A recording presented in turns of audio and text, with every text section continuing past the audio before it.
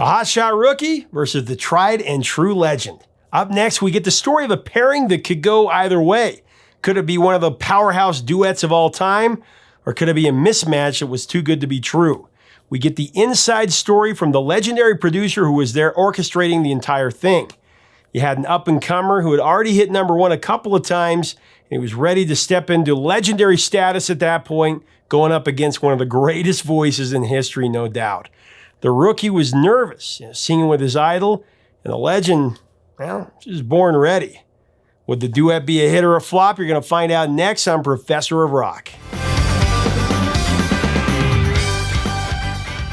Hey, music junkies, Professor of Rock, always here to celebrate the greatest artists and the greatest songs of all time. If you want to be a part of our community, make sure to subscribe below so that you can participate in our daily content. Make sure to check the box. We'd love to have you. We also want to recognize our honorary producers in the description below. We really appreciate your support on Patreon. You can become an honorary producer, get more content if you click on the Patreon link below. So it's high time we go back to one of our original shows on this channel that we call Dose, the greatest duets of the rock era. Now, last time we covered Close My Eyes Forever by Ozzy Osbourne and Lita Ford. If I close my eyes forever. Today, we're going to go behind a powerhouse duet that seemed too good to be true. It brought together an all-time legend with a promising young rookie. I Knew You Were Waiting for Me by one of the greatest singers ever, Aretha Franklin, paired with George Michael.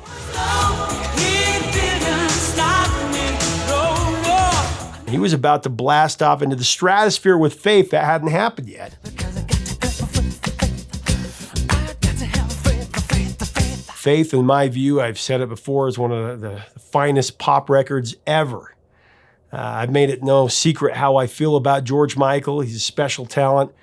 And if you want to know how special, just go listen to I Knew You Were Waiting for Me before we even get into this.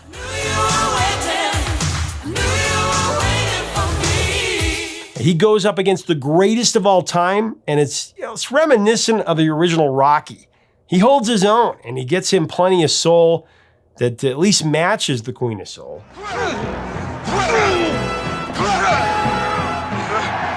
Now, this is a story of one of the greatest duets of the 80s, as told by the man, the myth, the legend, Narada Michael Walden, one of my very favorite people, not just in music, but one of my favorite people, period. He's just salt of the earth, genuine, the real deal.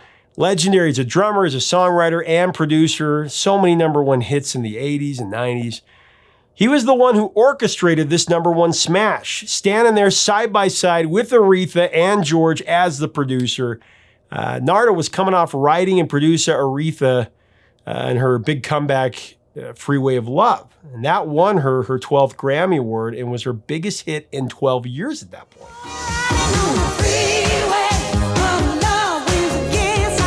Narada Michael Walden actually is one of only a few producers in history to actually replace himself at number one on the Billboard Hot 100. He was at number one in early April as the producer of Starship Smash, Nothing's Gonna Stop Us Now.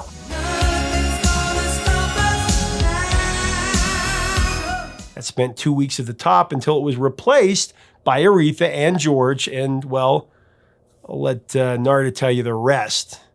As we get into the story, I do want to thank our sponsor, Zenni Eyewear, the glasses that I always wear. With Zenni, it's cost-effective, it's simple. Go to Zenni.com, you pick the color, the shape, the size, and the features. You put in your prescription, and voila, they deliver them right to your door. You can check it out at Zenni.com today. Here's Narada with the story of the duet. I Knew You Were Waiting was originally supposed to be Tina Turner, as I understand it. Wasn't going to be a duet. How did that come about? Clive called you? This is the Clive Davis calling me and saying, I want this song for Aretha and for George Michael. This is what came from him. You got to understand, we're already sky high now with the platinum for Aretha. So now when things are really sky high, he's excited. This is when he can really do his thing with like, oh, okay, how about this song? Take this song. Yeah. I can imagine what you do with it for George and for Aretha. So I said, okay. Well, this was before Faith. So this was between Wham, him leaving Wham and Faith. Solo career hadn't really started yet. He hadn't released Faith. But what was cool about it, is you talked in our last interview about a prize fight. It was like a prize fight, right? And the vocal going back and forth. And George, of course, this to Aretha, right? Yeah. But he holds his own. You would think somebody like that, well, man, Aretha's going to blow him out of the water, but sometimes people step up at that moment. No, they do. Tell me about that. On the very beginning of the record, you hear those chimes going over the drum beat. That's Corrado Riscici on guitar samples, playing guitar samples of bells from Italy going. I just loved it. So that's going to be the sound of we're going to start the record. Those chiming bells against the drums. That I thought was hot. Before you even open up the voices.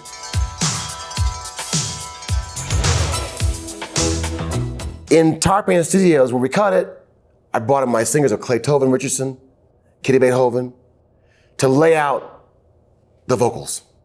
To lay it out like how I wanted the Aretha sing here, George sing here, stack the backing vocals. I wanted George sing here, Aretha follow, any little ad-lib ideas. I worked it all out so that when I went to Detroit and got with Aretha, you don't even think about George yet, just got with Aretha. I know how it could work. And then when she would lay it out, I was, she'd bring herself to it. Then in that, great, use that. Use the thing she's bringing to me. But I almost, in my heart of hearts, knew through the blueprint of making a movie. Like you make a movie, you make a blueprint first. It's like that. You make a blueprint. So then when she brought herself to it, then I could just inject her where I knew I was gonna need her, and she was killing it. Then I was ready for George. George came next to me. He's so nervous. Poor George. Hey, I know you're in heaven. I'm speaking on your behalf, but you were nervous. And he had brought his great manager, Rob, whatever his name was at the time, and I didn't have Aretha there that day, because I knew he'd be nervous. So I said, Aretha the first day, I worked on that night, comping her voice, had her stay away, had him come the next day. He flew from London to Detroit now. We're in the United Sound Studios, and he's great. Again, we're working all the parts that we know we need, and I have like 10 tracks. Don't forget, I had Aretha's tracks. We're on tape. You haven't got a whole bunch of tracks. I mean, I have like 10 for Aretha maybe, 10 for him, and the band, on slave reels. 48 machines running, 2 machines running like that. So then he sings his parts, and he gives me a lot of choices quickly, to the point where we have like 10 tracks filled with ideas from George now. Somehow I made it to the heartache. Yes, I did. And I know that the first 4th track, 5th track, those early tracks are the record. But he's going 6, 7, 8, 9, just going on as he would. Now he says to me, I'm getting hot now. I want to go back over those first tracks and do more. And that's when I had to become Nard and say, no, you can't do that, George. Those tracks are the record. That's a record. And you think you're getting stronger, but in fact, you're not. These tracks are the record. So I'm asking you to go home and trust me. That was hard for him to do because he was his own producer. He produced his own stuff. He'd only had one other guy do They Know It's Christmas Time. He did everything himself. So he was not a cat to let go of any reins, especially with Aretha dang Franklin. So I said, George, listen, man, go home. Go back to the hotel. I'm gonna sleep here all night long. I'll put together all the parts I think are great. And then tomorrow when you come, you'll hear it. And then whatever you think you want to do, then I'll make more tracks for that by that time. And you and Aretha are gonna go at it to live tomorrow. So save it up. And he said, okay. And when he left, I was right. Those early tracks are just what you hear. I comped it all together and make it sound like what you're hearing there. I found my way out of the darkness. And he heard it next day, he's like, oh my God, okay. And then I said, now you guys get together, we might, like you have 2 mics. And I said, I'm just gonna only work on the ending first. Because I always do endings first. I wanna get the high spirit and get the high singing and all that blowing, like running like racehorses, get all that stuff out. All the tears, snots, everything, get all that stuff out. Before I ever try to get too technical in a verse. Because then you're getting your mind's too involved. You can't get back to the snot. Good your call. mind's too involved. See what I mean? Mm-hmm. See, I might need the snot, but your mind says, oh no, it's not. You wipe the snot away, but you need that for the record. See what I mean? So always get all that stuff first. So that's when I saw Aretha was so sweet to him. She was a fan of him, and they were fans of each other, and they're kind of going back and forth and being nice about it. And that's take 1. Okay, and that's take 2. Okay, now here's Aretha being Aretha. You know what I mean? Yeah. You know what I mean? Okay, now it's take 2. All right, now it's take 3. We don't have a whole lot of takes to tape here anyway. We got a couple more takes. Now here's 3. Okay, fine. And Aretha reared back and let him have it. And it's on that record. Uppercut. Yeah, yeah. that one.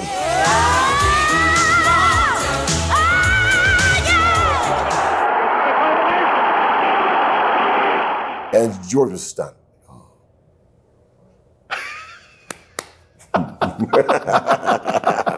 But it was just so sweet. Oh, so then we man. did it again, and then he reacted again now. Now he came on. Now he knew where she was going to really, really go. She was going to go all the way there, and then he got with it. And then we had our record. But she had to really shift the gear on him because she was playing nice with him, like patty cake. But then she's like, Muhammad Ali. you know, like a tiger, claws. Yeah. You know what I mean? Oh, shit, you scratched me. You know, like that. Oh, yeah. Yeah. Well, he probably took that experience Yes, and he it did. flowed Yeah. with what would come after. Yeah. I love it how he says, kept my faith because of what was to come, faith. Kept my faith. I know you did. Kept my faith. Yes, I gotta have faith. I gotta have faith. That's I right. mean, one of the biggest pop albums ever. I have to credit my singers because we worked some of that stuff out because I knew I wanted that tit for tat stuff. My boy Clay and Kitty at our studio working ideas out so I wouldn't be over in Detroit like scratching my head. No. In other words, if they give you the hits, great. But let's say they ain't giving you the hit. You got to be able to tell them, suggest them, sing this here, try this here, try this. How about this idea? See what I mean? So when she That's hit him part with of it. that uppercut, did you kind of pull him aside or did he just No, go, no, oh, no. okay. Oh, no. With Oh, the no. reaction, he was like, I got to bring it a little bit. Oh, yeah. Oh, they're working the prize fight, man. They're And working she the prize brought fight. ribs in, right? You know what? I don't know exactly. I read what a it was. story about that she brought in ribs and food is very much a part of that. Every session. That, or she'll say, Norma Do, this is young guy, her man, her guy, her chauffeur. Norma Do, go on down and give me some of that fried chicken. Norma Do, go on down and give me that hamburger I like. Norma Do, go on down and get me. Yeah. The sessions were always with the food so that she had the strength. And I'll tell you something private. She would open her pants so she could breathe deep. Her guts would like, bam! Incredible. Yeah. I mean, everything. At that level, you give me everything. If you need to drink something, hit something, whatever, to be pow. Open your pants, pow. Yeah. Wow. Yeah. So George Michael, I mean, we lost such a legend with him as well. I Yeah. mean, we're talking about two of the greats, Aretha. You know what I want to do? Yeah. May I tell you? I have an inspiration of a project called Voices from Heaven, Volume 1, where I take Aretha's voice and George. Whitney again, where we already did kind of with the higher love, but under the banner of Voices from Heaven. And a lot of our people who are gone on, Prince, those who want to be part of it, to stay current, take their voice on a song we all love and do a new track with it, do a new spin on it. I want to do that, to keep honoring them and keep them alive and current. Yeah. And even reach back to the older cats who still want to be part of something. Maybe if Elvis wants to do something. All I'm saying is Sam Cooke, Jackie Wilson, take a great voice, make it current now. Oh, Why yeah. not? Well, like George later with One More Try on Faith. Yeah. And Kissing a Fool. Yes. I mean, that guy, he had so many dynamics to his voice. Careless Whisper. Oh, yeah. Come on. And then Freedom 90. Yeah. I mean, Freedom is with Wham. That's a Motown song, really. But George, what memory stands out to you about him now that he's gone? So just tell people. Perfectionist. He was nervous because he knew it was what he was up against. He knew he was going in the ring with the prize fighter of all time, so he was nervous, which is all cool. But on top of that, he's also his own worst critic. So he's nervous and perfectionist. And he hears everything.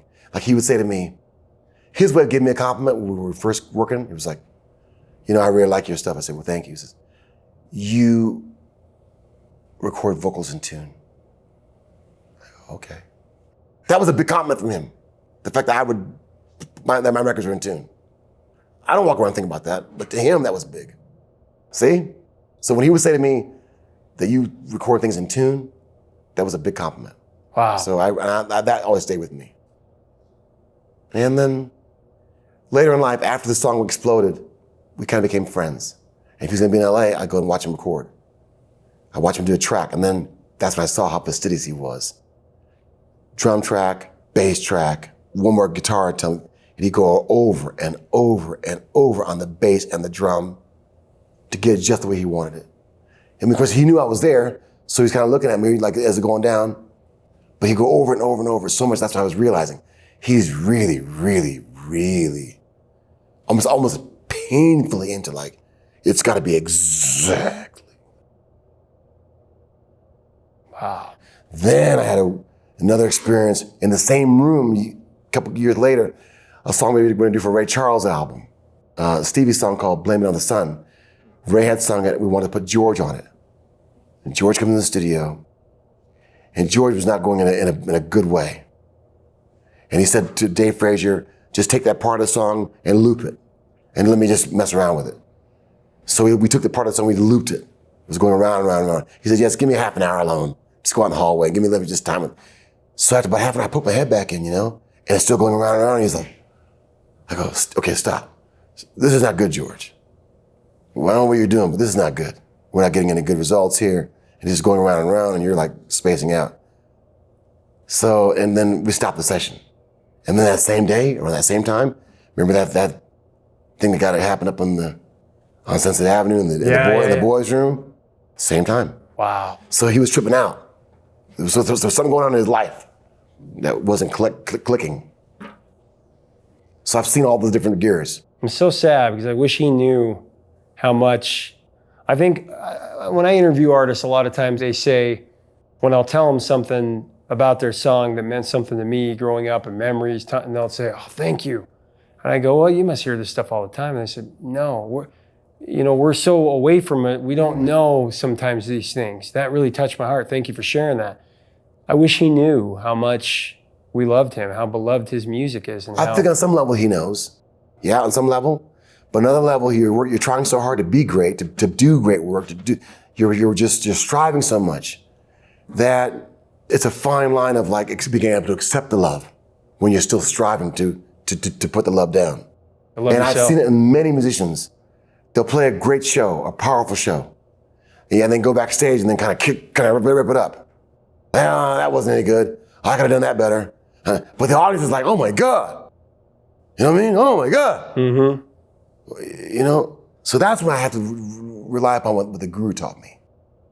A valuable lesson. And there's so many artists, I want them to hear me say this. Don't judge yourself. You have a gift of music, it's from God. Love God. Love yourself. Love yourself. Yep.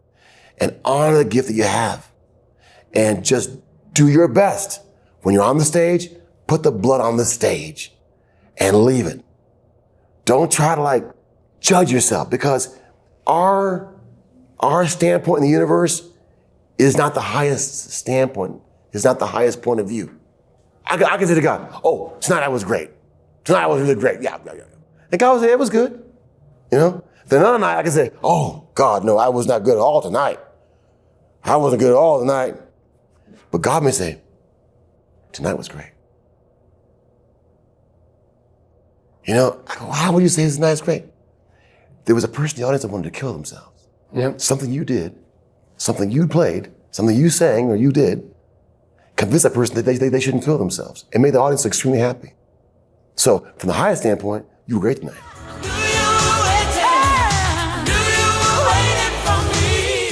Hey, thanks so much for watching. Leave us a comment about Aretha Franklin and George Michael and this #1 duet, as well as Narada. Share what other duets that you think we ought to celebrate in the future, interviews we should get. You can get Aretha and George music and their merch by clicking on the Amazon links in our description. We'll put those below. If you like our content, make sure to subscribe to our channel to see even more.